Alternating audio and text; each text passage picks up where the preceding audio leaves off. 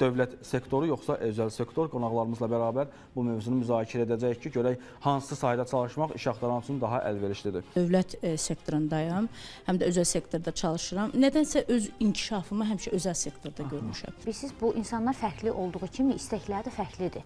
Yəni elə insan var ki, onun arzusudur ki, həmişə dövlət qurumunda çalışsın və yaxud da ki, dövlətin adından xidmət göstərsin vətəndaşlara. Şəxsi sektor məsələn mənim kimi bir insanlar üçün daha yaxşıdır. Çünki mən biraz tənbəl insanam. Səhərləri rahat yuxudan qalxma kimi bir problemlərim var. Mənim düşüncəmə görə insan maaşa işləyirsə, demək kiməsə işləyir.